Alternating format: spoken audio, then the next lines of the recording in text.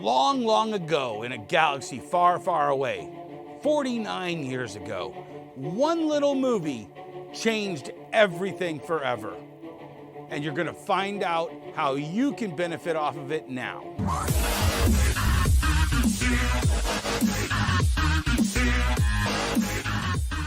I'm Dennis Barger, nostalgia expert. And guys, May 25th, 1977 was a day that changed everything. William Friedkin's movie came out called The Sorcerer. But that really didn't matter because another little movie came out called Star Wars. How did it change 5-year-old little Dennis's life? Well, I didn't get to see it for another 2 years because my mom said I couldn't go to a PG movie. 1979, double feature, Close Encounters of the Third Kind and Star Wars, followed by a trailer for The Empire Strikes Back. Before that, I had no idea what Star Wars was. We had action figures in 1978. I bought them but didn't know what the characters were. I thought R2-D2 was a little cannon that Chewbacca and Han Solo used. But after I saw that movie, it all became clear. It changed my life forever. Everything was about Star Wars. The toys, the album, the Topps trading cards. I collected everything. For 21 years, I loved everything Star Wars. After I got old enough, I put all my Star Wars figures in a little tiny shoebox. This is my origin story. 1990, freshman year of college. My parents called me up and said, "Hey, get all your crap out of the basement. We're selling the house." Well, I went down to the basement. I gathered up all the stuff that I wanted, which was pretty much everything, and decided I can't store this in my 2-bedroom apartment I share with 2 other guys. I found a little shop in Ann Arbor, Michigan called Kaleidoscope. I showed him my little shoebox and he said, "I'll give you $100 for it, kid." $100 for a shoebox of my old toys? The light bulb went off and I started becoming a toy seller. This went on for a couple years. I would run into an old friend from high school who had all the same toys I did. And I said, "Hey, you still got all those toys down in your basement?" He goes, "Yeah, my mom said she wants a sewing room. I need to get rid of all that." And I would buy them. For 5 years, I did this. All my friends buying their collections, flipping their collections, selling them at flea markets, making money in college. Then the new Star Wars toys came out, 1990 style. And so I started buying those to augment my vintage Star Wars toys that I was selling. Well, one of them became rare, the Princess Leia figure.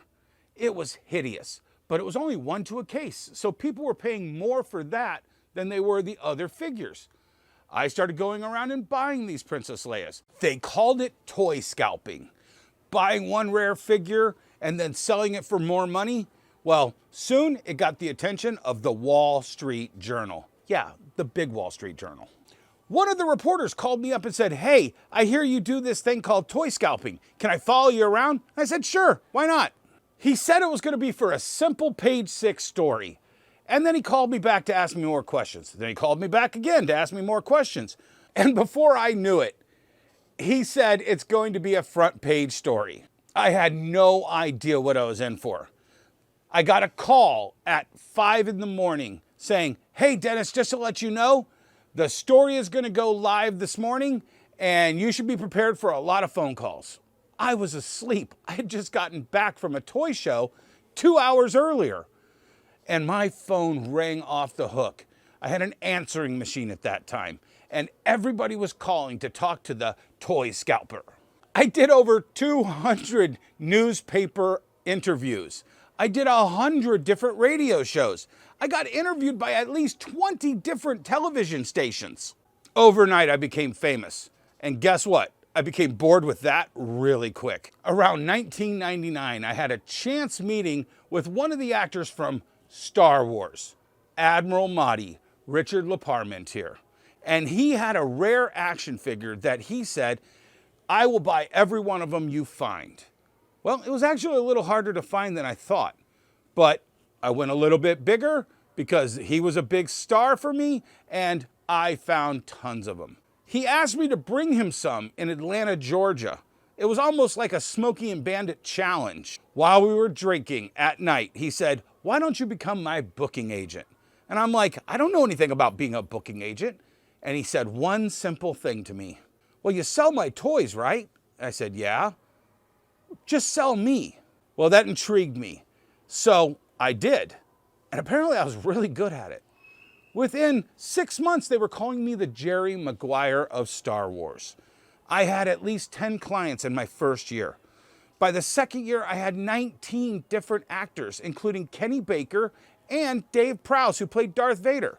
I did this for 5 years. I got to travel the world with the actors from Star Wars. And, well, then my son was born. And 30 weeks on the road, my now ex-wife said, "You're not going to be on the road anymore. You're going to have to do something right here." So I opened the comic book store 21 years ago, Wonder World Comics. And guess what? We had a heavy focus on Star Wars. 15 years of selling Star Wars. I bought and sold everything you could with the big Star Wars block letters on it. Then it all changed.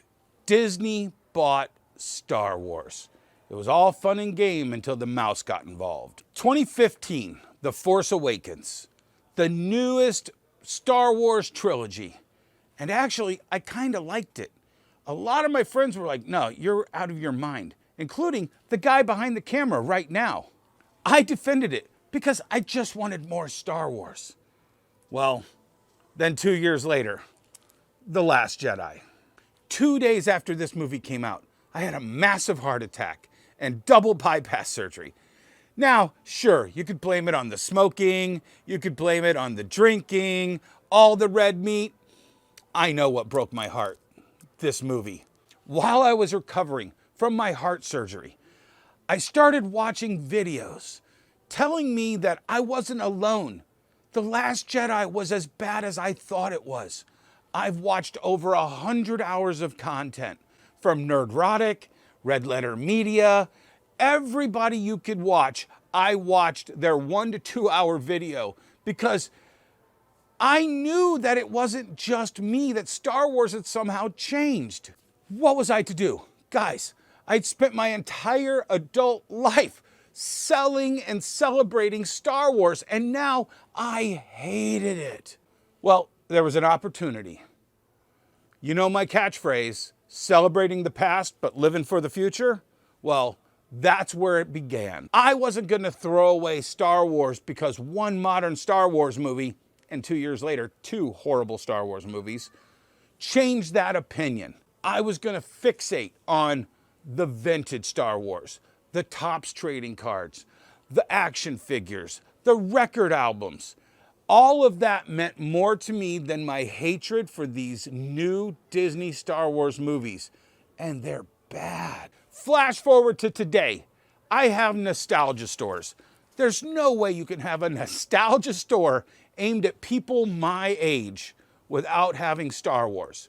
We have everything Star Wars. But I don't put a lot of money into the modern Star Wars movement because there's not a lot of fans of it. And if they want it, they can go get it for 75% off at Ollie's. Now guys, there were some bright spots in the Disney Star Wars.